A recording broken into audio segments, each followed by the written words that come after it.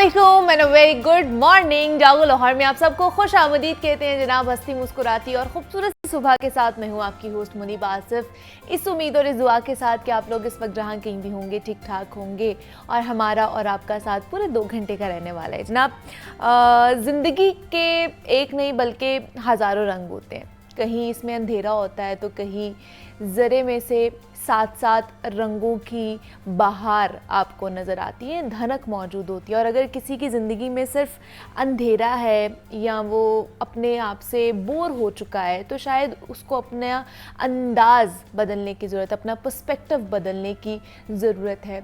ज़िंदगी को खुशियों भरा बनाने की ज़रूरत है, अपने आप को एक्सप्लोर करने की ज़रूरत है। हम में से क्या होता है कि जब हम ज़्यादातर नेगेटिव चीज़ों को अपने अंदर अब्जॉर्ब करते हैं या हमारा सबसे पहले जहाँ पर ध्यान जाता है वो नेगेटिव चीज़ों के ऊपर ही जाता है, पॉजिटिव चीज़ों पर कम ही जाता है, या खुशी भरी चीज़ों से हम लोग कम ही लुत्फ़अंदोज़ होते हैं।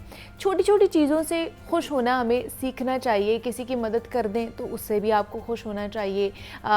कोई आपकी मदद कर दे, किसी से एक्सपेक्टेशंस इतनी बड़ी नहीं लगानी चाहिए कि कोई सिर्फ आपकी खाली मदद करे या कोई आपको सिर्फ सिंपैथी ही दे तो आपको लगे कि जनाब इसने तो हमारी ये तो कोई भी कर सकता था, अगर इसने कर दिया तो क्या ही बात है। कोई अगर आपके लिए वक्त निकाल रहा है, आपको वक्त दे रहा है, उसके हवाले से भी आपको खुश होना चाहिए। ज़रूरी नहीं है कि कोई आपकी माली मदद ही करे या किसी और चीज़ की वजह से ही मदद करे तो वो मदद होती है। अगर आप ख़ास तौर पर जब हम ख़ुद को एक्सप्लोर नहीं कर पा रहे होते ना, ख़ुद के बारे में जानने की कोशिश नहीं कर रहे होते, तो हमें लगता है कि जनाब हम अपने आप से बोर होते जा रहे हैं। जो हम लोगों ने एक नज़रिए की जो ग्लासेस होती हैं ना हमारी, जो हमने अपने ऊपर चढ़ाई हुई होती हैं, अपनी आंखों के ऊपर डाली हुई होती हैं, उन्हें बदलने की ज़रूरत है, जिनसे वो इस दुनिया को देखता है। क्योंकि आपको जो नज़र आ रहा होता है ना वो आपके अपने ही नज़रिए का नतीजा होता है। तो ज़िंदगी के खूबसूरत या बदसूरत दोनों किस्म के पहलू में से कौन सा पहलू देखना है ये आपके हाथ में है, ये आपके ऊपर डिपेंड करता है। और वो लोग जो कुदरत के हसीन मनाज़र देखना चाहते हैं, जब भी कोई हसीन मंज़र देखते हैं ना तो उसे खुले दिल से सराहते भी हैं, उसको अप्रिशिएट भी करते हैं और उन्हें हर तरफ खुशगवार कौसो कज़ा बिखरी हुई नज़र भी आती है। उन्हें ज़रे ज़रे में देखने के लिए हज़ारों दिलकश चीज़ें मिलती हैं। और आप अपने इर्द गिर्द ज़रा नज़र दौड़ाएँ तो आपको अनगिनत मनाज़र आपके मुंतज़र होंगे और आप उनका नज़ारा भी कर सकेंगे। और रोज़ाना की जो हेक्टिक रूटीन हमारी बनी हुई होती है ना, इससे ज़रा सा निकल कर किसी दिन थोड़ी सी ब्रेक लेकर तो देखें। कभी किसी दिन दफ्तर आते जाते हुए हमारा जो केनाल रोड है इतना खूबसूरत है, या मॉल रोड है, कुछ देर वहाँ ठहर कर चहलकदमी करके देखें और हर फ़िक्र से आज़ाद जो कुदरत की खूबसूरती का मुशाहिदा करें। अगर नहीं भी है तो आप अपनी छत पर सुबह टेरेस के वक्त सुबह सुबह जाएं, वहाँ पर जो हमारे परिंदे हैं उनकी आवाज़ें सुने, उनकी चहचहाहट सुने, तो आपको पता चलेगा कि कुदरत के कितने हसीन मनाज़र हैं जिनसे हम लुत्फ़अंदोज़ नहीं हो रहे होते हैं, जिनको हम देख पा नहीं रहे होते हैं।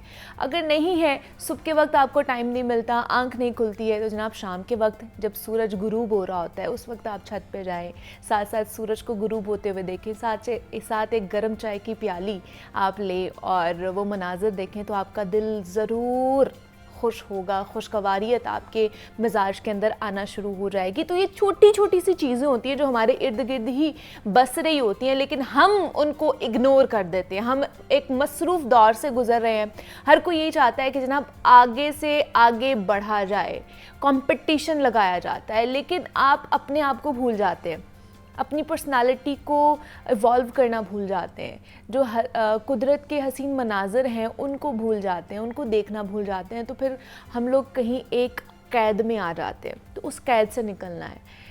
रोज़ जिस तरह सूरज निकलता है ना और अपनी किरणें बिखेरता है, ये हमें एक नवीद सुनाता है, उम्मीद की नवीद सुनाता है कि जनाब आपको अपनी ज़िंदगी में कभी भी हार नहीं माननी है। रोज़ाना की बुनियाद पर आपको कुछ नया करना है, कुछ नया देखना है, इर्द गिर्द ही देखना है।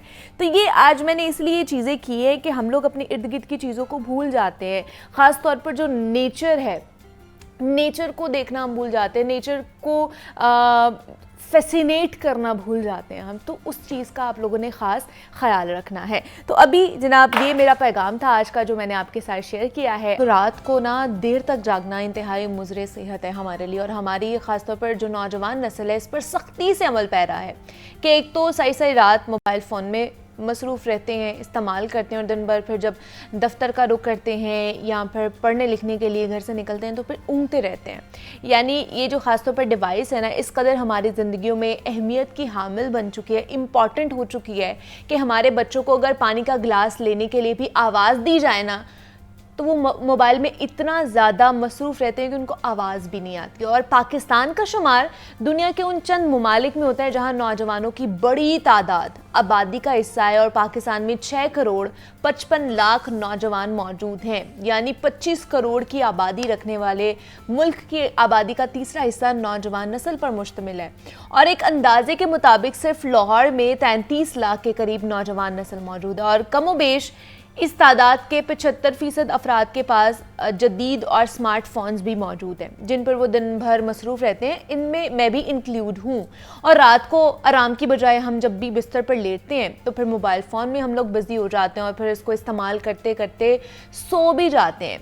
यानी कि आफरीन है, वैसे ये तो बिस्तर की बात कर रही हूँ, लेकिन अक्सर मुशाहिदे में ये भी आया है कि हमारे नौजवान नस्ल ख़ासतौर पर लड़के जो हैं वो मोटरसाइकिल चलाते हुए एक हाथ से इस मोबाइल को चलाते हुए इतनी महारत रखते हैं कि जनाब मैसेज पर मैसेज भेज रहे होते हैं कि अगर कोई साइंसदान इन नौजवानों को देख लेना तो दंग रह जाए कि पाकिस्तान पर आखिर इतना कर्जा कैसे चढ़ गया है कि इस नौजवान जो है, इसकी नस्ल जो है वो इतनी ज़्यादा टैलेंटेड है कि जनाब एक हाथ से बाइक चला रही है, दूसरे हाथ से मोबाइल फ़ोन पर मैसेजेस कर रही है। तो फिर ये क्यों नहीं आगे तरक्की कर पा रहे? क्योंकि जनाब हम रात को जागते हैं, हम रात को सोते नहीं हैं, आराम पसंद कौम नहीं है हम।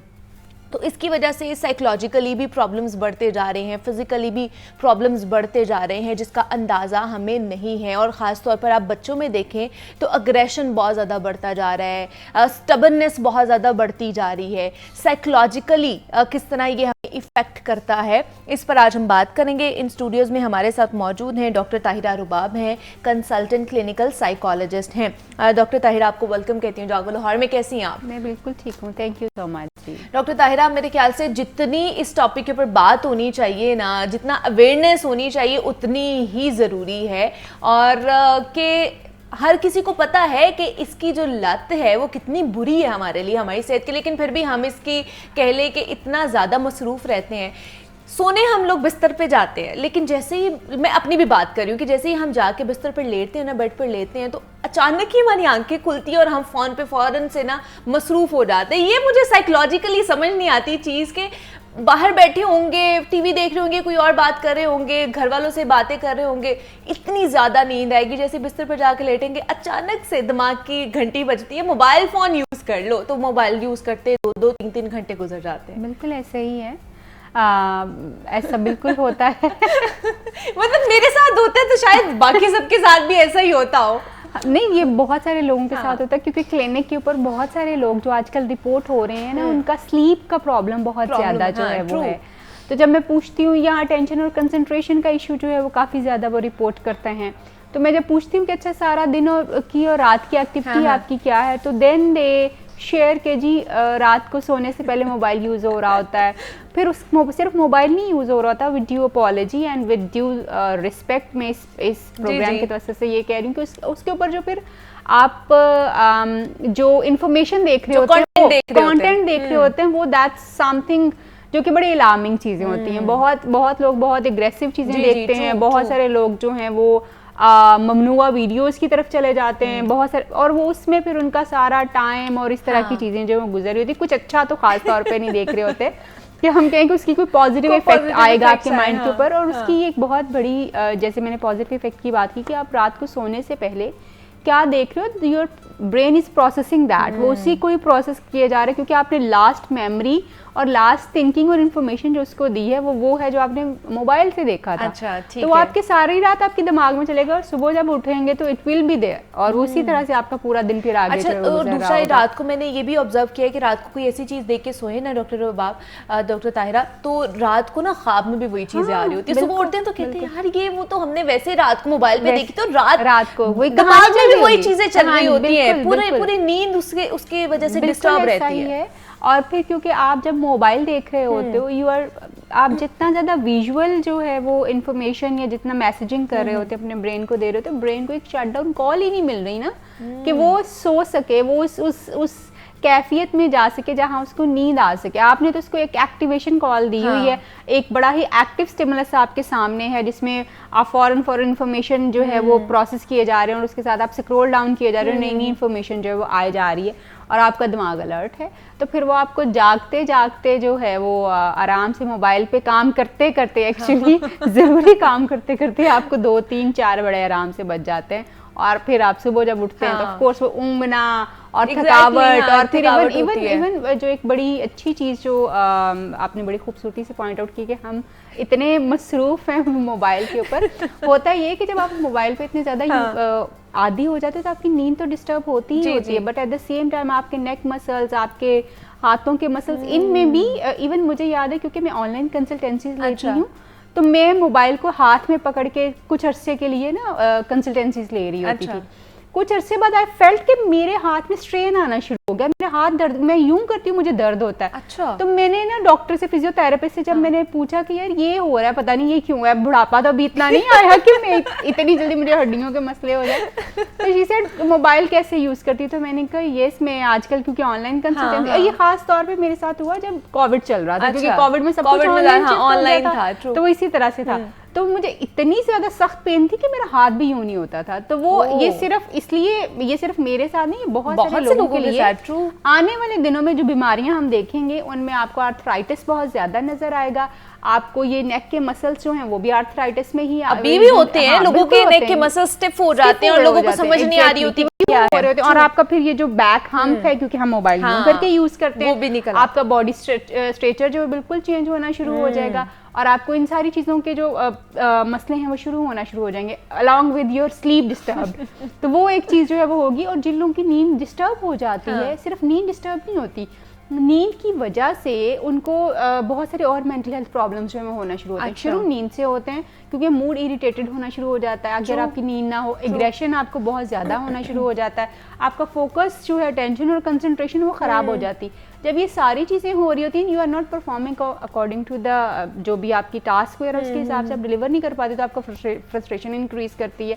सो ये एक साइकिल है, ये सिर्फ स्लीप या मोबाइल यूज़ नहीं है। ये एक साइकिल है जो मोबाइल यूज़ से शुरू होता है and then it effects your whole day और आपकी परफॉर्मेंस। और फिर आहिस्ता आहिस्ता अगर आपकी ये रूटीन बनती जा रही है तो आपको डिप्रेशन होना, एंग्जाइटी होना जो है वो कोई ऐसी बड़ी बात जो है रह नहीं जाती, क्योंकि उसके पीछे एक बहुत बड़ी वजह जो है वो आप दे रहे हैं कि आपने रोजाना अपनी बॉडी को एक ऐसे टफ सिचुएशन में डाला हुआ है जहाँ पे वो आपका माइंड रिलैक्स नहीं होता। सो आप जब कॉन्टिन्यूसली आपके अपने माइंड को एक्टिवेटेड रखते हैं तो फिर उसमें आपके लिए कोई एक टाइम तो होना है ना जब आपने बस होनी है और आपने कोलैप्स करना है। सो इट्स रियली इंपॉर्टेंट कि आपकी नींद बेशक 3, 4, 5 घंटे है, मगर वो नींद बहुत अच्छी आपकी होनी चाहिए। और उसके सोने और जागने का टाइम क्या है? मतलब कहते हैं कि जी 10 से 2 बजे तक की जो नींद है वो बहुत ज़्यादा अच्छी है, कुछ इससे अलग कहते हैं। तो ज़्यादा अच्छी नींद कौन से टाइम में आती है?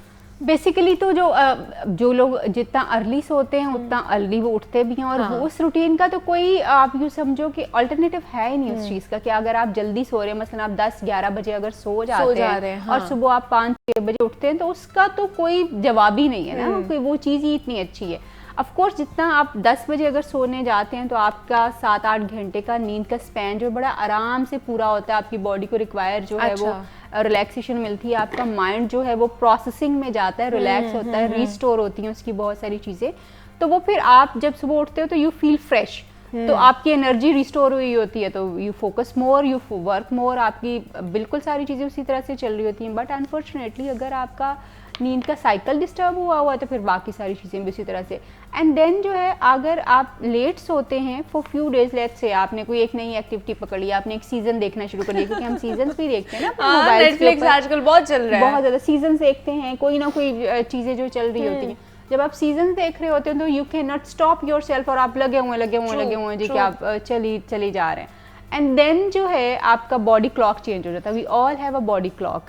हमारे बॉडी में नेचुरली एक ऐसा क्लॉक सेट है जो हमें जब भूख लगती है बताता है, जब हमें नींद आती है हमें बताता है, और हमारा वो बॉडी क्लॉक जो है जब हमें नींद आ रही होती है तो हमें टिक टिक कर रहा होता है, मगर हम उस कॉल को क्योंकि नहीं लेते, हमने स्टिमुलेशन बड़ी स्ट्रॉन्ग दी हुई होती है ब्रेन को, उस कॉल को आप अटेंड नहीं करते और आहिस्ता आहिस्ता आपका बॉडी क्लॉक शिफ्ट हो जाता है। अब जो नींद आपको 10 बजे आ रही होती है, नाउ इट विल स्टार्ट कि आपको 12 बजे, 1 बजे, 2 बजे, 3 बजे, वो भी अगर आपने मोबाइल साइड पे रख दिया तो ये पॉसिबिलिटी है। सो आपका पूरा जो बॉडी क्लॉक है वो शिफ्ट हो जाता है। सिर्फ जागने और सोने की चीज़ें डिस्टर्ब नहीं होती, फिर आपकी डे रूटीन भी। अगर आप रात को 12, 1 बजे, 2 बजे, 3 बजे, 4 बजे सो रहे हैं तो आप यकीनी तौर पे सुबह 8, 10 बजे तो नहीं उठेंगे, नहीं उठेंगे आपके लिए, और भी आप लेट जो है वो कर लेंगे। अगर आपका नींद का साइकिल भी हर इंसान का क्योंकि अपना होता है, कुछ लोग 5 घंटे सो के दे फील रियली रिलैक्स, कुछ 6, कुछ 8 और इस तरह की चीज़ें। तो अगर आपकी नींद 8 घंटे है तो आप 2 बजे सो के तो जो है वो ये नहीं सोच सकते कि आप बड़ी जल्दी जो है सुबह 8 बजे उठेंगे और फिर आपका ऑफिस जो बड़े अच्छे तरीके से आप ज्वाइन कर सकेंगे। सो आपकी अपनी हेल्थ जो है, और नींद इज़ रियली, एक रिसर्च में देख रही थी जिसमें लोग जो थे कि वो उनको देवर कैप्ट अवेकन, देवर कैप्ट लाइक उनको नींद नहीं, उनको सोने नहीं दिया जा रहा था, और काफ़ी टाइम के लिए उनको जगाते ही रखा गया। और आफ्टरवर्ड्स वो उनकी हालत इतनी ज़्यादा ख़राब थी कि एग्रेशन और अजीब लेथार्जिक कंडीशंस, और एक दूसरे को मारने को इतना ज़्यादा दौड़ रहे थे कि यानी इतना ज़्यादा एग्रेशन आपकी नींद की डिस्टर्बेंस की वजह से जो है वो आता है, क्योंकि आपकी ब्रेन एक्टिविटी चेंज हो रही होती है। ब्रेन को रिस्टोर होने का टाइम ही नहीं मिल रहा होता कि वो किस तरह से अपने आप को रिलैक्स करे, एक शटडाउन कॉल आए और फिर उसके बाद जो है दोबारा वो एक्टिवेशन जो है वो हो सके। सो इट्स रियली डेंजरस कि जब हम सिर्फ मोबाइल के ऊपर बैठे हुए हैं, it's not effecting only your physical health, या आपकी मेंटल हेल्थ को भी बहुत ज़्यादा बल्कि डिस्टर्ब जो है वो कर रहा होता है। मोबाइल यूज़ क्योंकि अब हमारी ज़िंदगी का एक लाजिम और मलजूम बहुत इम्पोर्टेंस रखता है ना ये, एक हमारी इम्पोर्टेंट है। और समटाइम्स आपके हाथ में भी ना हो तो you feel like something is missing है। एग्जैक्टली, कुछ कोई इम्पोर्टेंट मैसेज नहीं आया होता, but we all the time just looking at it, scroll down करते रहते हैं, शायद पता नहीं क्या इम्पोर्टेंट चीजें जो हैं वो आ गई हुई हैं और क्या हो रहा है। तो वो एक तो हमारे प्रोडक्टिविटी वैसे कम हो, हमारी हैबिट बन चुकी हुई है, लोगों को मोबाइल एडिक्शन होती है। अब जैसे जैसे टाइम गुजरता जाएगा हम देखेंगे कि नई नई चीज़ों की एडिक्शन हमें नजर आना शुरू होगी, बिकॉज एडिक्शन सिर्फ ड्रग्स की नहीं होती, इन चीज़ों की भी एडिक्शन जो है वो लोग एडिक्शन ही इसको कहते हैं, एडिक्शन होना शुरू हो जाती है, और फिर देन इट इफेक्ट्स आपकी बाकी सारी लाइफ जो है वो। लेकिन बच्चों को किस तरह दूर रखें? उन्हें मोबाइल से दूर भी नहीं रखा जा सकता क्योंकि ये डिजिटल एरा है, इसमें उनको छुपा के भी नहीं रखा जा सकता। तो किस तरह की हैबिट डेवलप करनी चाहिए? क्योंकि आप आजकल आपको पता है 1 साल का बच्चा, 1.5 साल का बच्चा ऐसे फोन सामने रख के पोइम्स देख रहा होता है, वीडियोस देख रहा होता है बड़े आराम से। तो तब से ही हम उनकी हैबिट डेवलप कर देते हैं कि भाई आपने फोन में ये चीजें देखनी है। बिल्कुल ऐसा है, इसमें कोई जो दो राय नहीं है कि हमने बच्चों को जो है पैदा होते मोबाइल के ऊपर लगाया हुआ है। मोबाइल हम, क्योंकि मैं अगर ये कहूँ ना नहीं मोबाइल दे ही नहीं, फलाना ना करें, तो दैट्स ऑल्सो अब्सर्ड कि आप कैसे इस टाइम के ऊपर ये कह सकते हैं कि ये दे ही ना या ये करे ही ना। कोई हम 80s में तो नहीं रह रहे, हमारा टाइम चेंज हो चुका, हम इतने, हमारे बच्चे इतने टेक्नो एक्टिव हैं कि हमें वो चीज़ें नहीं आती जो बच्चों को आती हैं। तो इसमें ये ज़रूरी है, पेरेंट्स के लिए एक रिस्पॉन्सिबिलिटी ज़रूर आती है that they should keep a check, और ख़ुद भी मॉनिटर करें और मोबाइल यूज़ को एसोसिएट करें चीज़ों के साथ। मसलन जब उसने अपना होमवर्क कर लिया है, जब उसने अपना एक डिज़ायर्ड बिहेवियर आपको शो कर दिया है, या आपने रोज़ाना का 1 घंटे का टाइम उसके लिए, उसकी ये उसके प्ले के साथ आप एसोसिएट करते हैं। हालांकि ये कोई प्ले जो है it can not replace the physical जो आपका एक्टिविटी होता है, जो फिज़िकल प्ले होता है, आप उसको रिप्लेस नहीं कर सकते इसके साथ, लेकिन फिर भी आप इसको एसोसिएशन कर सकते हैं इसकी कि जब आप फ्री हो जाते हो, काम कर लेते हो, वो टास्क उसको दिए गए हो गए, तो अब आप उसको लेजर एक्टिविटी के तौर के ऊपर 1 घंटा, आधा घंटा जो आपने सेट किया, और उसके बाद उससे मोबाइल वापस ले लीजिए। ठीक है, दैट्स ये आप देखें कि गोरे जो हैं, जिनको हम गालियाँ भी बहुत ज़्यादा निकालते हैं, लेकिन उनके जो है ना, यानी बहुत बुरा भला हम उनको कहते हैं, मगर उनकी कुछ चीज़ें बड़ी सेट है। मसलन वो उन्होंने मोबाइल बाकायदा तौर पे बच्चों से पकड़ लेना है और अपने पास उन्होंने रखना है, और सुबह जब उनको देने का टाइम होगा वो तब उसको देते हैं। यहाँ पे तो बच्चा खाना ही नहीं खाता, कुछ करता ही नहीं है जब तक मोबाइल फोन उसके सामने न रखा जाए। एक सर्टेन एज तक वो चीजों को इसी तरह से जो है वो फॉलो कर रहे होते हैं, और फिर इसमें ऑफ कोर्स आपने बच्चे को सिखाना है ना, बच्चा नहीं आपको सिखा रहा। आपने बच्चे को बताना है कि जी उसको कौन कौन सी चीजें उसके लिए बहुत अच्छी हैं, और फिर आप उसी तरह से उसको जो है वो मैनेज भी कर रहे हो। तो लोग कहते हैं ज़रूर हैं ये बहुत सारी बातें, क्या करें बड़ा मुश्किल है जी, बच्चे रोते रहते हैं, बच्चे चुप ही नहीं करते, तो हम करते हैं। एग्री विद दिस कि ये होता है, बिल्कुल होता है, मगर एट द सेम टाइम देखें बच्चे का रोना जो है वो नेचुरल है, उसने रोना है, मगर आप उसकी अगर हर ज़रूरत उसके रोने के ऊपर पूरी किए जा रहे हैं तो बच्चे को भी ये बात पता चलती जा रही है कि मैं जब जब रोता हूँ मेरी तब तक फरमाइश पूरी हो जाती है, तो रोना उसका हथियार बन जाता है। वो उसके लिए एक ऐसी चीज है जिसपे वो आप, क्योंकि आप रोना तो टॉलरेट ही नहीं कर सकते बच्चे का, आपको खुद इरिटेशन होना शुरू हो जाती है, आप घबराना शुरू हो जाते हैं, तो आप फौरन से उसकी ख्वाहिश को पूरा करते हैं। हाँ, जो भी ख्वाहिश हो उसकी आप पूरी कर देते हैं। सो इट्स लाइक कि अगर आप बच्चे को सिखाएंगे तो बिल्कुल सीखेगा जैसे वो बाकी चीजें सीखता है। अगर आप उसको बताएंगे कि जी आपका मोबाइल हम ले तो नहीं सकते आपसे, या आपको ये भी नहीं कर सकते कि नहीं दिखाएंगे, मगर उसका एक टाइम सेट है और उस टाइम को फिर आप प्रैक्टिस कर लें। जब आप प्रैक्टिस करेंगे बच्चे को भी पता होगा कि मुझे मोबाइल क्यों मिलता है, कितने टाइम के लिए मिलता है, और वो उससे ज्यादा आपसे डिमांड नहीं करेगा। और अगर डिमांड लेट्स से कभी हफ्ते में 1 दफा 2 दफा वो कर भी ले तो do pair it with something. आप उसको किसी टास्क के साथ एसोसिएट करें कि अच्छा ये कर लोगे ना तो फिर जो है वो आपको एक्स्ट्रा टाइम के लिए दे दिया जाएगा। हाँ, हो जाएगा। जो उसके बच्चे के करने वाली चीजें जो हैं वो हैं जिसमें आपको लग रहा है वो डिफिकल्टी शो कर रहा है आपको, फिर आप चीजों को पेयर करके एसोसिएट कर लेना चीजों को कि आपने अगर ये किया तो आपको इस चीज का ज्यादा बेनिफिट होगा या ज्यादा देर तक आपको, और इसी तरह से अगर वो कुछ नहीं कर रहा और आपने उसको मोबाइल फिर भी दे दिया तो फिर भी आप गलत कर रहे हैं, तो फिर आपने जब नहीं देना तो फिर आपने नहीं देना, ताकि उसको पता हो कि मैं काम चाहे बच्चा रोए चाहे कुछ भी करे, वो रो के एंड पे थक के जो है ना वो खुद ही चुप हो जाता है, ठीक है, और उसको नेक्स्ट टाइम पता होगा कि भाई मुझे आज नहीं मिला ना तो मुझे अगली दफा भी नहीं मिलेगा अगर मैं जितना मर्जी रो। बिल्कुल बिल्कुल, तो ये आपने डेवलप करनी है उनकी हैबिट्स, ये किसी और ने बाहर से आके नहीं करनी। अच्छा, दूसरा क्या लगता है डॉक्टर ताहिरा आपको कि हमारे जो रिश्ते हैं वो भी कितने कमजोर होते जा रहे हैं इसकी वजह से? बिकॉज हमारे घर अगर गेस्ट भी आते हैं या हम लोग खुद भी गैदरिंग में बैठे होते हैं, खाने खाने पे बैठे होते हैं, हर कोई फोन पे लगा होता है, गेस्ट भी आते हैं वो भी फोन पे लगे होते हैं, बातें कम हो रही होती हैं, फोन पे ज्यादा हो रहे होते हैं, हमारे रिश्ते भी कम्युनिकेशन गैप भी आता जा रहा है इसकी वजह से। बिल्कुल ऐसा ही है। और इवन देखो फैमिली डिनर होता है और उस फैमिली डिनर में मोबाइल डिनर हो रहा होता है, everybody is with the mobile, और मोबाइल्स, तो अपना जो है वो उनकी अपनी कम्युनिकेशन और अपनी बातचीत जो बिल्कुल भी नहीं हो रही होती। मेरे ख्याल में कुछ चीज़ें जो है ना एज हमारे एथिक्स में ऐड होनी चाहिए अब। मसलन जैसे पहले हमारी कम्युनिकेशन में ये चीज़ें होती थी कि अगर आप सब लोगों के साथ बैठे हैं तो फिर आप कानाफूसी ना करें, एक दूसरे के कान में ना बात करें।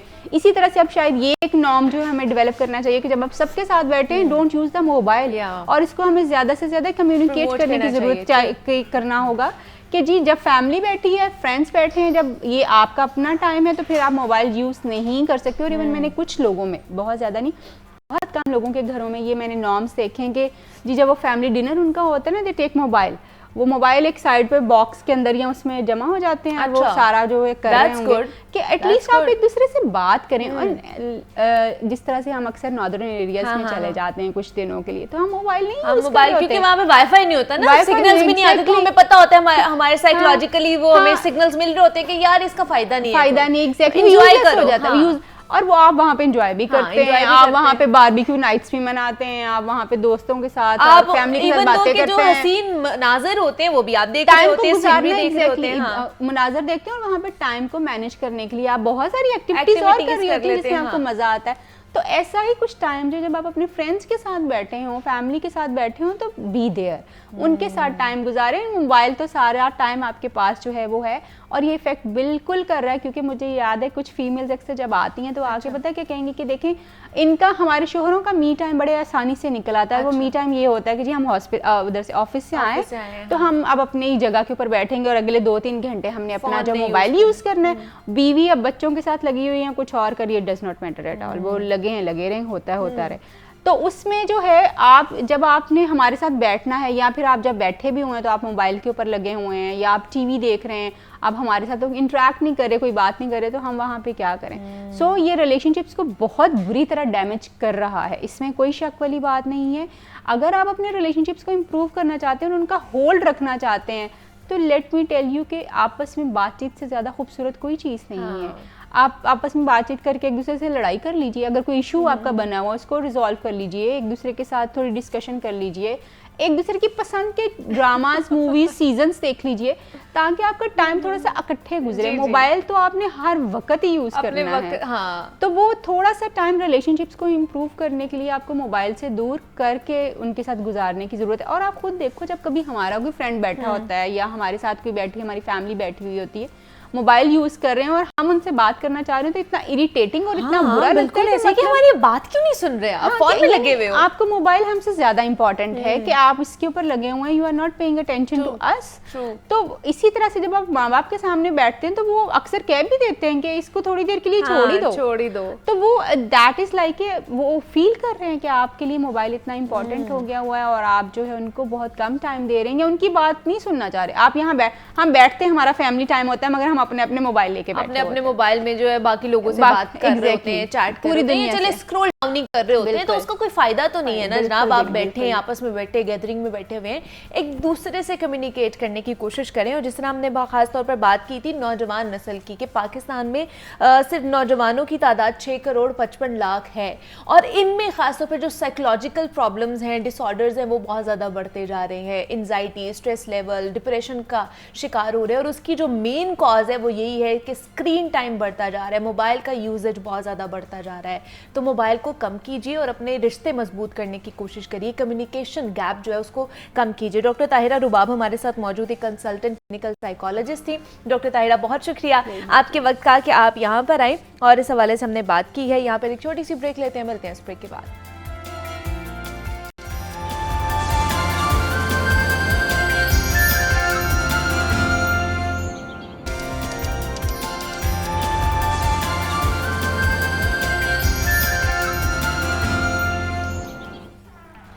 वेलकम बैक टू जागो लाहौर। जनाब, कहते हैं कि जिंदा रहने के लिए खाओ और सिर्फ खाने के लिए जिंदा ना रहो, और ये कहावत तो है और हम सब ने सुन रखी है अपनी ज़िंदगी में, और इसका अमली मुजाहिरा भी करते हुए नज़र आते हैं कुछ लोग, हमें नज़र आते हैं।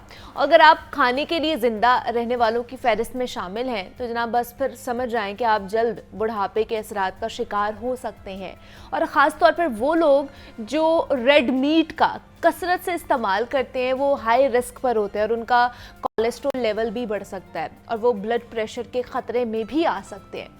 मैं ये हरगिज़ नहीं कहूँगी कि आप लोगों ने बीफ नहीं खाना है या मटन का इस्तेमाल बिल्कुल ही छोड़ दें। आज के सेगमेंट में ख़ास तौर पर हम बीफ या मटन के हवाले से ही बात करने वाले हैं, जो इसके शौकीन अफराद हैं, कि आपने जो मटन है, ये रेड मीट जिसे कहा जाता है, उसका इस्तेमाल आखिर कितना करना है, हफ्ते में अगर खाना है तो कितना खाना है। और वैसे तो लाहौरियों को बड़े अच्छे से इल्म है कि जो रेड मीट होता है वो प्रोटीन, आयरन और विटामिन से भरपूर है, लेकिन हम सब इसके सही वक्त पर मुनासिब मिकदार के इस्तेमाल से लाइल्म होते हैं। तो आज हम यही जानेंगे कि जनाब हमने अगर रेड मीट का इस्तेमाल करना है तो कितना खाना चाहिए, हफ्ते में कितना खाना चाहिए, इसका इस्तेमाल किस तरह का होना चाहिए और ये हमारी ग़िज़ा का कितना लाजमी हिस्सा है। तो इस पर बात करने के लिए हमारे साथ इन स्टूडियोज़ में मौजूद हैं डॉक्टर शर्मीन यासीन है, जो कि क्लिनिकल डाइटिशियन एंड न्यूट्रिशनिस्ट हैं। डॉक्टर शर्मीन, आपको वेलकम कहती जागो लाहौर में। कैसी हैं आप? Thank you so much. बिल्कुल ठीक, आप कैसी हैं? मैं भी बिल्कुल ठीक ठाक।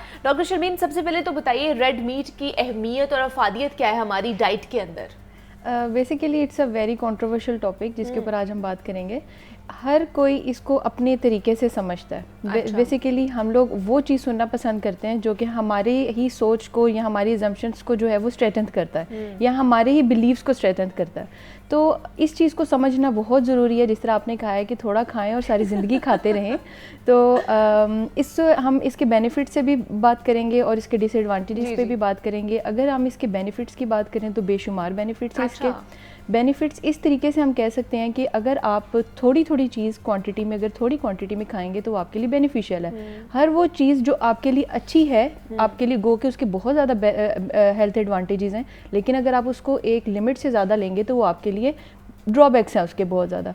तो हम बात करते हैं सबसे पहले कि इसके बेनिफिट्स क्या हैं। ठीक है।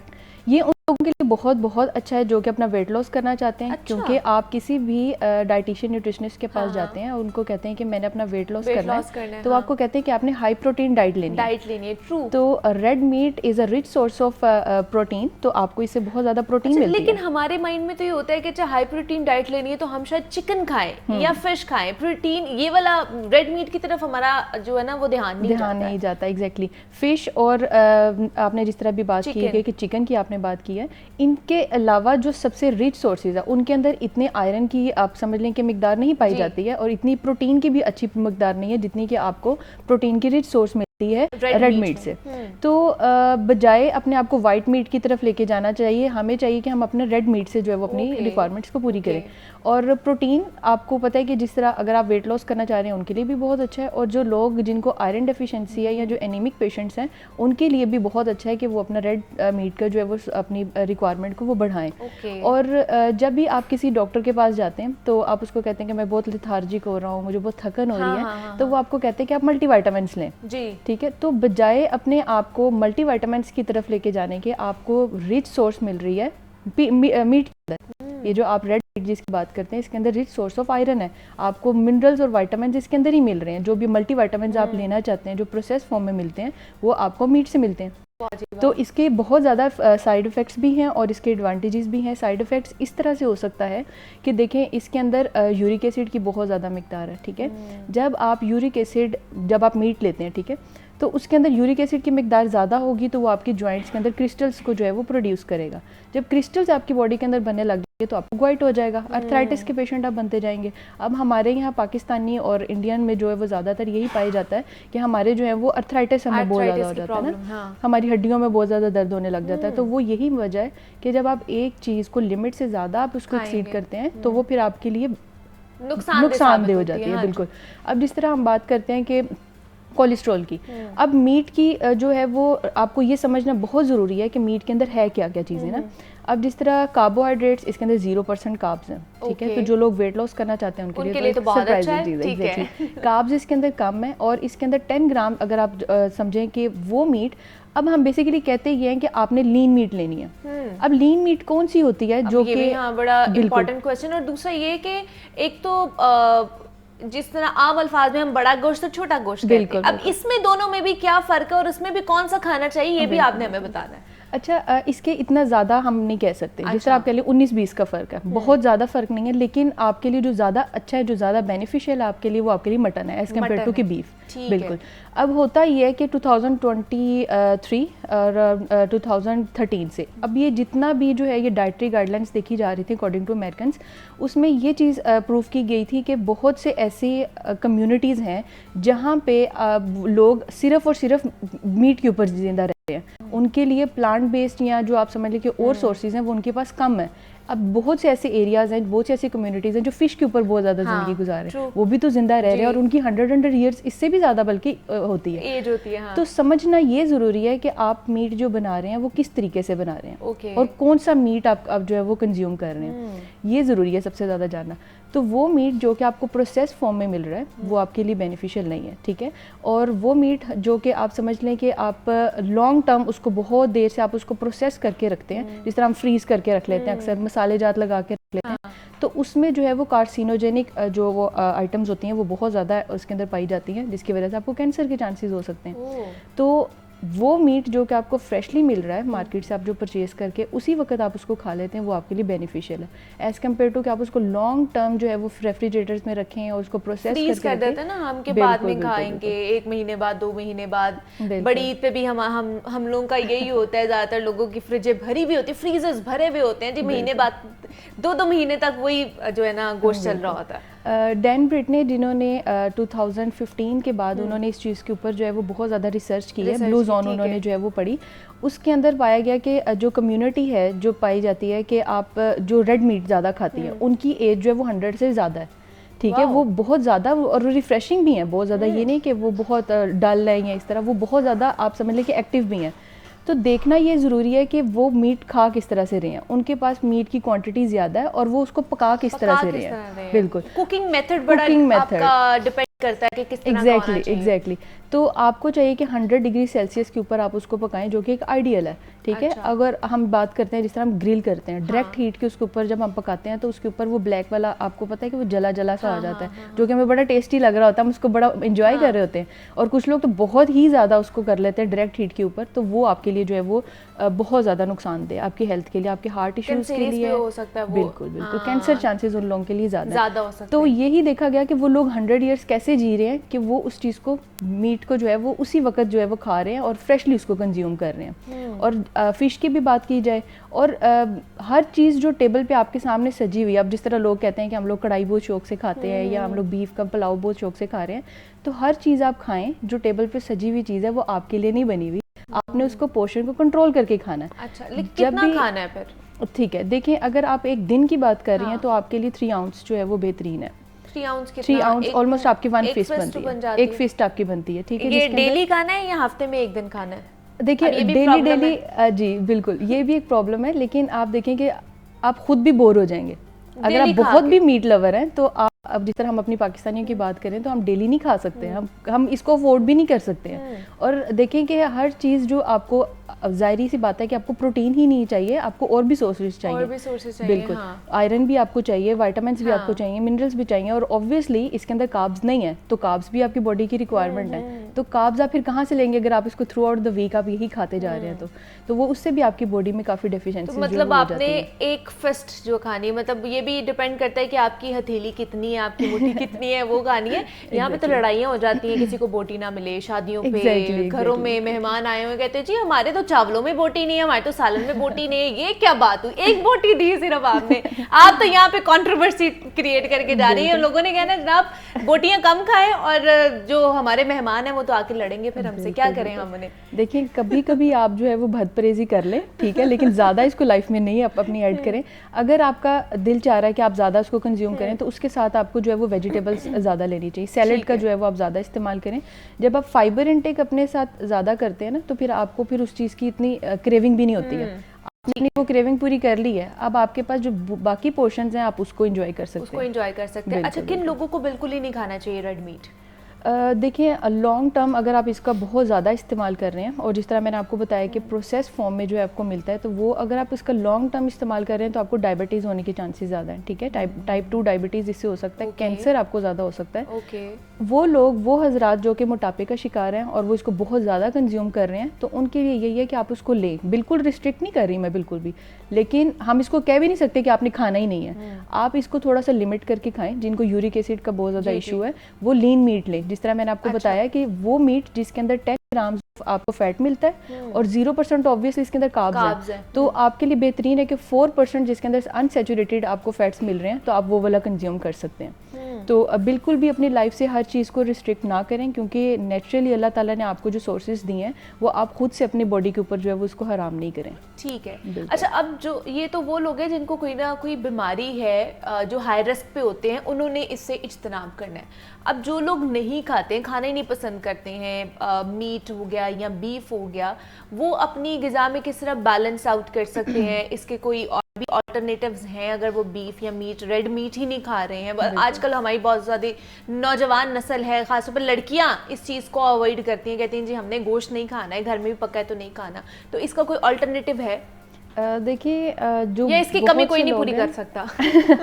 नहीं, ये तो बात है कि अल्लाह ताला ने जो भी चीज़ बनाई है वो आपकी इंसान की ही बेहतरी के लिए बनाई गई है।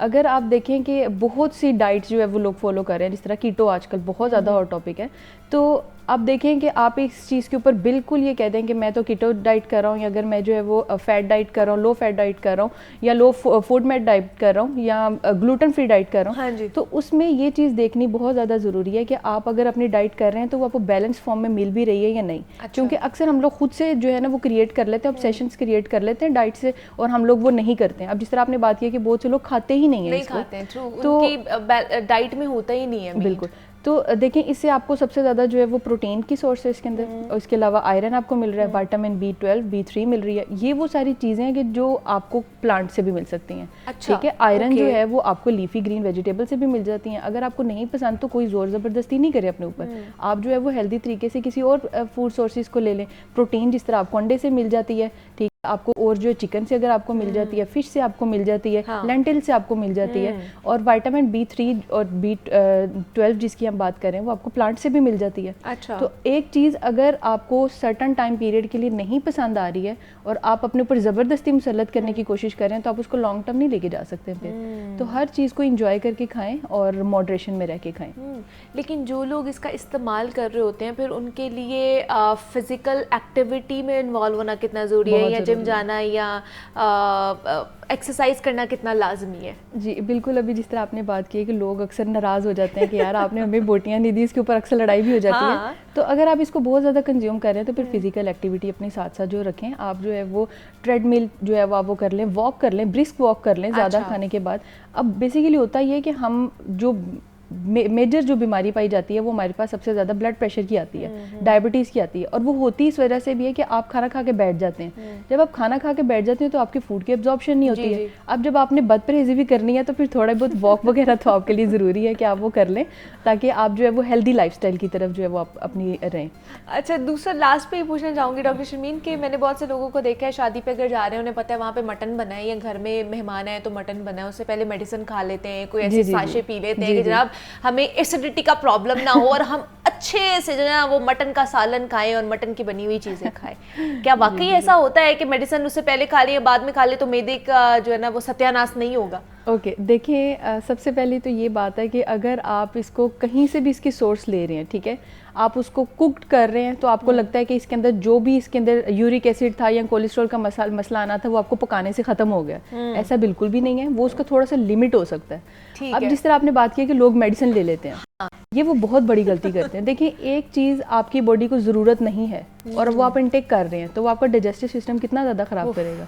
वो सम शॉर्ट इंटरवल आप कह लें कि ठीक है हमारे लिए कि हम इसको मेडिसिन पहले इनटेक कर लें और फिर उसके बाद हम मीट वगैरह ले लें, लेकिन फिर आप देखें कि बाद में आपको डाइजेस्टिव इश्यूज हो सकते हैं, आपके जो बहुत से एंजाइम्स हैं वो ब्रेक डाउन हो सकते हैं, आपकी गट हेल्थ बहुत ज़्यादा इससे डिस्टर्ब हो सकती है, क्योंकि हमारे गट का ब्रेन से बहुत ज़्यादा कनेक्शन है। हाँ जी। तो आपका गेस्टेशनल इशू खराब होगा तो आपका माइंड भी रिलैक्स एग्जैक्टली आपका जब मैदा खराब होता है ना तो आप अच्छे तरीके से परफॉर्म नहीं कर पाते, आप चिड़चिड़ापन आप में होता है, आपको एवी बातें बुरी लग रही होती है। तो इसलिए आपने जो भी खाना है, रेड मीट भी खाना है तो एतदाल में रहकर खाना है, उसके एडवांटेजेस और डिसएडवांटेजेस को मद्देनजर रखते हुए। हमारे साथ doctor Sharmeen Yasin, clinical dietitian and nutritionist मौजूद थी। डॉक्टर शर्मीन, बहुत शुक्रिया आपके वक्त का कि आप यहाँ पर आई। और जनाब यहाँ पे एक छोटी सी ब्रेक लेते हैं, ब्रेक से वापस आएंगे तो डेंगू पर हम बात करेंगे।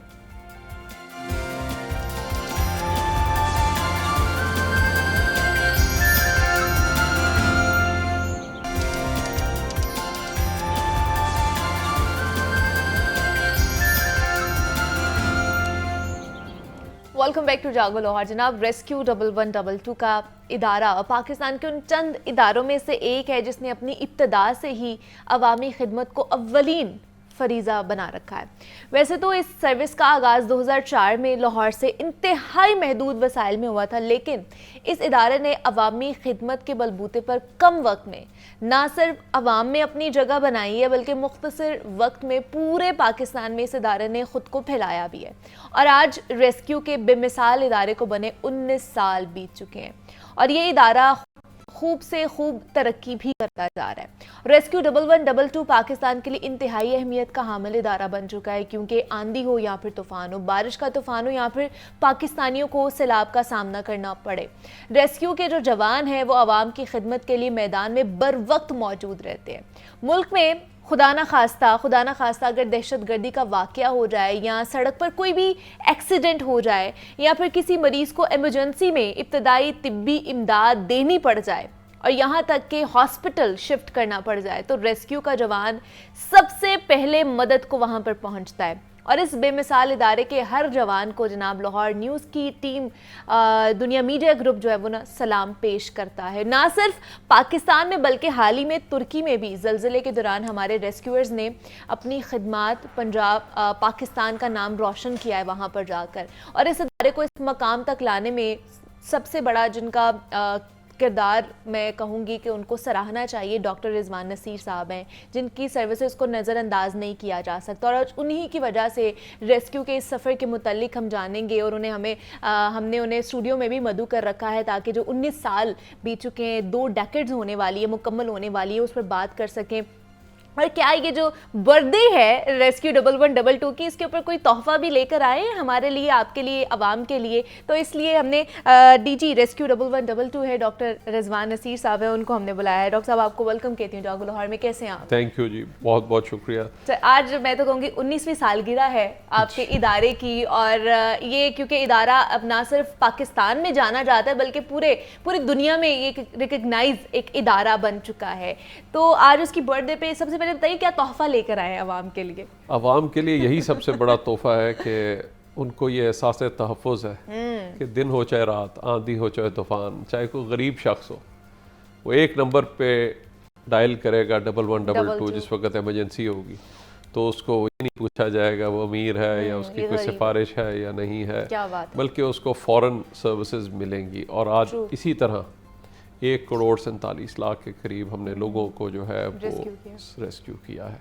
सो आज जहाँ पे ये सर्विसेज ना सिर्फ ये मिली, आग के वाक़यात देखिए तो उसमें हमने 2,17,000 18,000 से ज़्यादा फायर इंसिडेंट्स पे रिस्पॉन्ड किया और 600 अरब से ज़्यादा के नुकसानात को बचाया है। तो ये चीज़ें ज़लज़ले में एक बेबसी थी। अगर आप 2005 से देखें अब तक, तो ना सिर्फ हमने पहली टीम बनाई 1 साल बाद, बल्कि अक़वाम मुत्तहिदा से आज पहली सर्टिफाइड टीम है पूरे जनूबी एशिया के अंदर, जिसने ना सिर्फ यहाँ पे बल्कि बाकी मुल्कों को भी ट्रेन कर रही है, सारे सूबों को ट्रेन कर रही है। और अब तुर्किया में भी जब ज़लज़ला आया तो वहाँ पे भी जो है वहाँ पे हमने रिस्पॉन्ड किया, उसके इतराफ़ में तुर्की के सदर ने भी जो है वो मेडल भी दिया।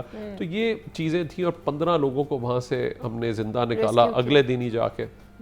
और वहाँ पे भी जिन हालात में हम वहाँ पे पहुँचे, ना बिजली थी ना पानी थी, 1 हफ़्ता हमने जिस तरह से 0 डिग्री टेम्परेचर के अंदर वहाँ पे जो है वो हम सर्च करते रहे। को 150 के करीब हमने बिल्डिंगें वहाँ पे भी आदि अमन और हताए में सर्च की, और तकरीबन इस तरह से बहुत सारी वहाँ पे लोग थे जिनकी बात हुई थी और बिल्डिंगें गिरी हुई थी, तो वहाँ पे हमने रिस्पॉन्ड किया। इसी तरह जब ट्रैफिक, अब लाहौर शहर 6 स्टेशन से हमने शुरू किया था और आज देखें तो वो 22 स्टेशन भी पूरे नहीं होते, तो हमने मोटर बाइक सर्विस शुरू की और मोटर बाइक सर्विस ने तकरीबन 17 लाख इमरजेंसीज पे रिस्पॉन्ड किया और 4 मिनट औसत रिस्पॉन्स टाइम बरकरार रखा है, जो कि बैनुल अक़वामी सतह पे भी एक अचीवमेंट है। सो ये देखिए, अल्लाह का शुक्र, ये सब कुछ हमने पाकिस्तान में किया है। अगर हम सही निज़ाम और सिस्टम इस्टेब्लिश कर लें तो कोई वजह नहीं कि हम पाकिस्तान के अंदर ये सारी चीज़ें नहीं कर सकते। आई थिंक यही चीज़ है। और जब मैं शुरू कर रहे थे तो मुझे वो दिन याद है, तो जहाँ पे आपने कहा कि जब हमने पहली स्टडी की थी जिसने मुझे मोटिवेट किया 91-92 में करने के लिए, तो उसमें ये था 95% चांस ये थे किसी हादसे या इमरजेंसी में आपको एम्बुलेंस नहीं मिलेगी। लेकिन जैसे ही आपका इंतकाल हो जाता था तो बहुत सारे फ्लाई इदारे थे आपकी मैयत ले जाने के लिए तैयार थे, और मैयत ले जाने के लिए पूरी ट्रैफिक भी रुक जाती थी। मैं सोचता था यार बेचारा जिस वक्त जिंदा था, जिस वक्त इसको मदद की जरूरत थी, उस वक्त क्यों नहीं आया कोई? उस वक्त कोई आने को तैयार नहीं था, क्योंकि तरबियत याफ्ता ना इमरजेंसी सर्विसेज थी, ना निजाम था। इसमें मैं इंक्लूड करना चाहूंगी कोविड के दिनों में हमें याद है कि कोई भी जब आपकी मैयत को हाथ लगाने के लिए तैयार नहीं था तो रेस्क्यूअर्स ही आते थे। जब घर वाला कोई करीब जाने को तैयार नहीं था, किसी को कोविड हो जाता, हमें कॉल कर देते थे। हमने 24,000 लोगों को वहां पे जाके निकाला और उस वक्त रेस्क्यू किया, और उस वक्त उन्होंने कहा बंद कर दे। मैंने कहा जी इमरजेंसी सर्विस का तो रोल अभी सबसे ज्यादा है, कोई बात नहीं, हमारा रिस्क है, हमारी जान को खतरा है, हम करेंगे और हम जाएंगे। और उस वक्त फिर हमने जाके उस ऑपरेशन को ना सिर्फ लीड किया, बल्कि जिस वक्त कोई और जाने को घर में तैयार नहीं था, उस वक्त भी हमने जाके वहाँ पे लोगों को रिसीव भी किया।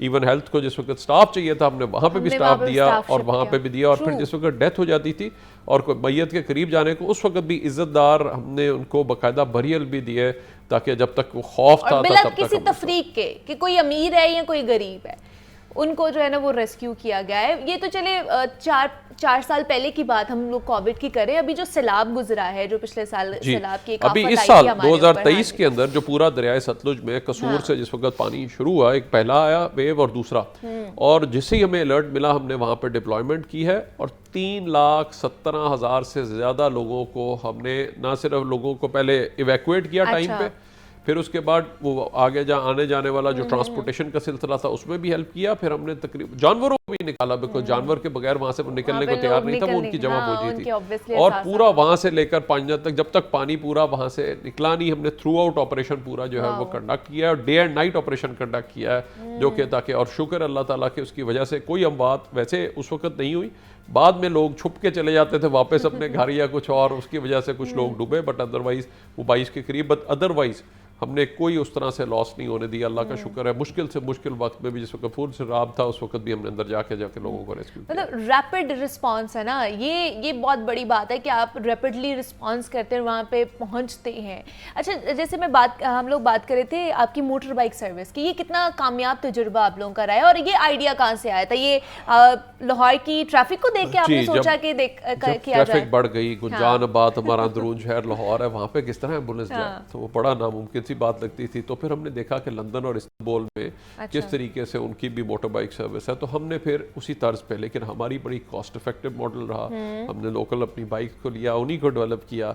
आज वही बाइक जो 6 साल पहले थी, आज भी देखें ऐसे लगती जैसे नहीं है। हाँ, हमने उसको फिर मेंटेन रखा और सिस्टम को मेंटेन रखा, and it's become a very cost effective model, और हमारे लिए वो एक सक्सेस स्टोरी रहा। और उसके लिए सबने कहा ये चलेगा नहीं, यहाँ पे कामयाब नहीं होगा। एक जो चीज हम हर चीज को सोच लेते हैं, जब मैं ये भी शुरू कर रहा था ना एम्बुलेंस सर्विस, हमने सिर्फ 14 एम्बुलेंस से किया, तो मैं जहां जाना, डॉक्टर साहब अमेरिका यूरोप की बातें कर रहे हैं, ये पाकिस्तान है, यहाँ पे नहीं होना, ये बन ही नहीं सकती, ये देखिएगा ये गाड़ियां खड़ी होंगी, चलेंगी नहीं। और माशाल्लाह आप देखें 19 साल बीत चुके हैं, पता भी नहीं चला। सो आप देखिए आज हमने कितने 1 करोड़ 35 लाख, यानी कितने लोगों को हमने जो है वो रेस्क्यू किया है। सो आज ये आप नंबर, तो मैं समझता हूँ पाकिस्तान में सिर्फ हमें सिस्टम्स बनाने की जरूरत है, और अगर हमने सही सिस्टम बनाया, नंबर दिया पाकिस्तान टेली कम्युनिकेशन अथॉरिटी ने, असल में हमारा नाम इमरजेंसी सर्विस है जी जी, लेकिन 1122 इमरजेंसी नंबर है, जो कि हर शहरी को याद होना चाहिए, ताकि अगर कल को हो, मैं बल्कि लोगों से अपील करूंगा कि बिला वजह नंबर ना डायल करें। इसी में मैं आने लगी थी कि फेक और जो बोगस कॉल्स आती हैं आप लोगों को, उसको किस तरह हैंडल करते हैं? मतलब जो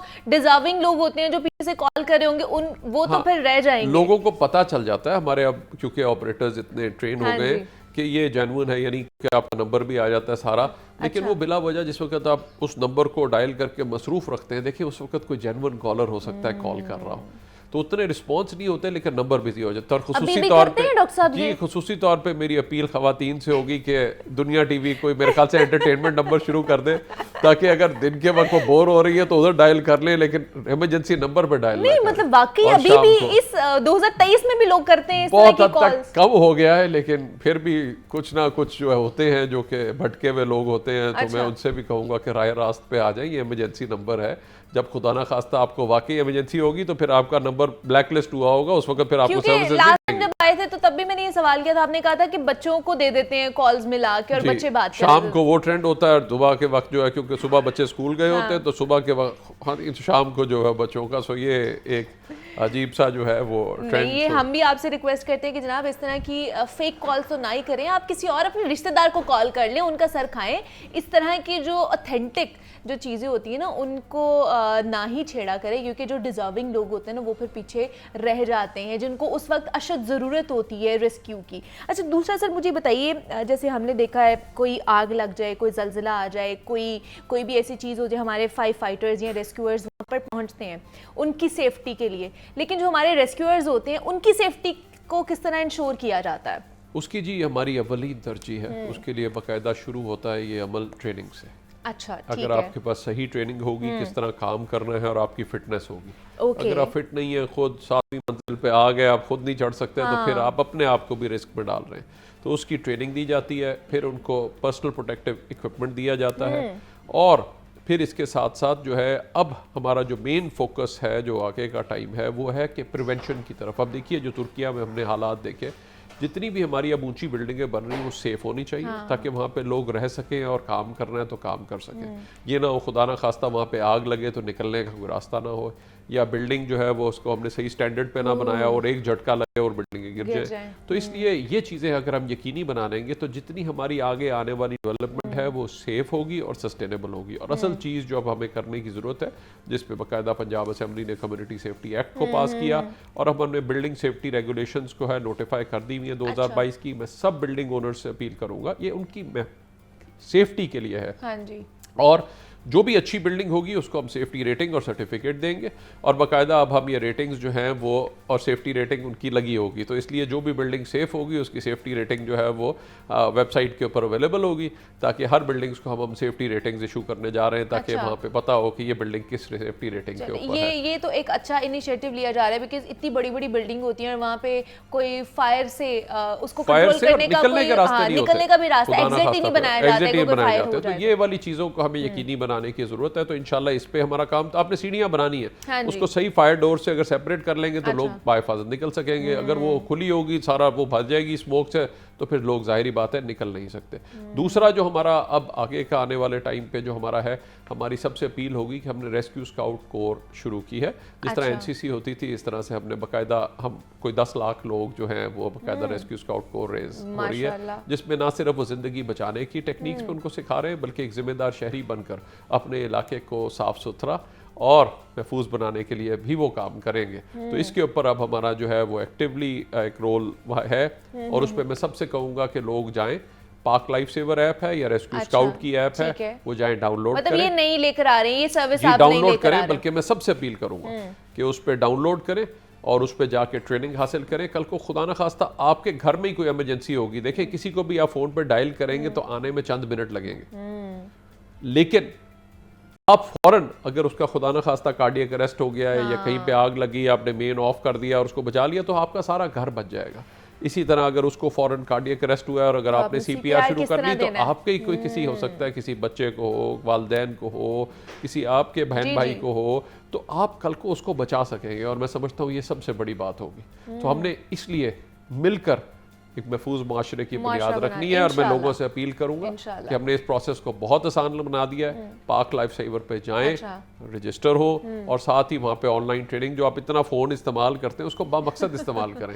मतलब वॉलंटरली आप जाके कर सकते हैं काम, वो आपके काम ही आएगा इन फ्यूचर। अगर खुदा ना खास्ता कोई ऐसी सिचुएशन आ जाती है, आपको फेस करनी पड़ जाती है, तो आपको पता हो कि आपने उसको हैंडल किस तरह करना है। सर जाते जाते क्या जब अपने दोस्तों के दरमियान बैठे तो अपने दोस्त से पूछें कि आपने पाक लाइफ सेवर ऐप डाउनलोड करके आपने ट्रेनिंग हासिल की है या नहीं। सही है। तो मैं ये सबसे अपील करूंगा। मतलब आज का ये हमारा मोटिव होना चाहिए कि हम सबको ये कहना है कि आपने पाक लाइफ सेवर जो ऐप है वो डाउनलोड करनी है। इंशाल्लाह हमारे जब 20 साल पूरे हो रहे होंगे तो हम अपने 10 लाख वॉलंटियर्स के साथ मिलकर ये इंशाल्लाह आप में बना रहे होंगे, ताकि हमारे चारों तरफ जो है वो हम सब लोग मिलकर अपने अपने एरियाज को ओन करें। अभी ये जो फ्लड आया, इतना मुझे दुख और अफसोस होता है कि आप देखिए कि ये अर्बन फ्लडिंग जो शहरों में है, हमने पहले ही हमारे वो जो ड्रेनेज सिस्टम है, क्योंकि डेवलपमेंट बहुत हुई, उसके मुताबिक एक सर्टन उसका साइज है, और उसमें भी हमने कूड़ा फेंक के उसको बंद कर दिया हुआ है। तो कितना अफसोस का मुकाम है, अवेयरनेस फैलाने की ज्यादा से ज्यादा जरूरत है कि जनाब ये मिलकर हमने अपना महफूज माशरा बनाना है, और हमने सब ने मिलकर जिंदगियां बचानी, मिलके जनाब अपने माशरे को मजबूत बनाना है हमने। Doctor Rizwan Nasir, DG rescue हमारे साथ मौजूद है। सर बहुत शुक्रिया आपके वक्त का कि आप यहाँ पर आए। मुझे इजाजत दीजिए, अपना बहुत सारा ख्याल रखिएगा। अल्लाह हाफिज।